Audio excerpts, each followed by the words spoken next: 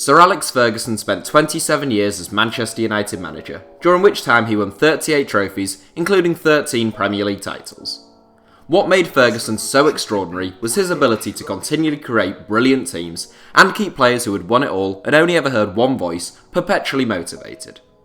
It's unlikely that we will ever see the like again, so what better match to add to our 7 sub series than Fergie's final game in charge of Manchester United? That match was a thrilling 5-5 draw at West Bromwich Albion, in which Romelu Lukaku came off the Baggies bench to score a hat-trick. But what about the Man United bench? These were the 7 substitutes for Sir Alex Ferguson's final game in charge of Manchester United. Where are they now? David de Gea, Manchester United. It may seem incredible now, but if you cast your mind back 6 years, David de Gea was sat on the Manchester United bench as Alex Ferguson preferred Anders Lindegaard for his final game in charge of Manchester United. The 2011-12 campaign was De Gea's first at Old Trafford, and if you remember, there were concerns that Fergie might have signed a bit of a dud.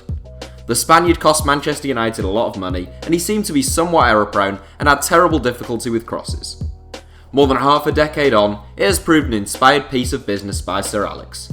Not only did De Gea establish himself as Manchester United's undisputed number 1, he is now the club's best player and the best goalkeeper on the planet.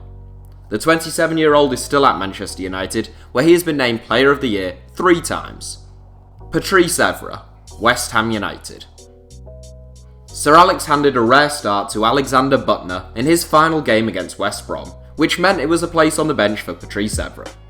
An excellent servant to Manchester United over his 8 years at Old Trafford, Evra played almost 400 games and won 15 trophies with the club.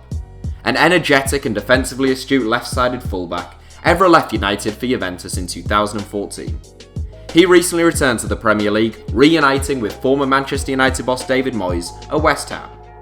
Now aged 36, Evra has played twice since signing for the Hammers in February. Rio Ferdinand, retired. The first player in this 7 who got on the pitch in Sir Alex's final game, Ferdinand was handed a token introduction as an 83rd minute substitute for Jonny Evans. Arguably the outstanding centre-back of Ferguson's tenure as United boss, Ferdinand spent over a decade with the Red Devils, playing over 450 games and winning 6 Premier League titles. Rio left United in 2014 for QPR, where he had one final pretty dodgy season before hanging up his boots. Now aged 39, the former England international currently does a lot of punditry for BT Sport, as well as training for a brief move into professional boxing. Ryan Giggs, Wales manager.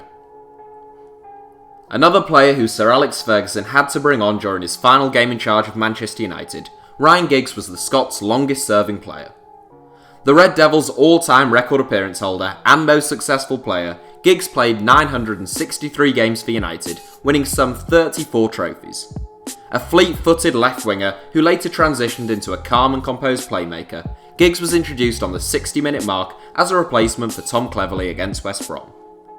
He went on to spend another couple of seasons with the club, briefly taking over as player-manager, and he is now managing the Welsh national team. Nemanja Vidic, retired.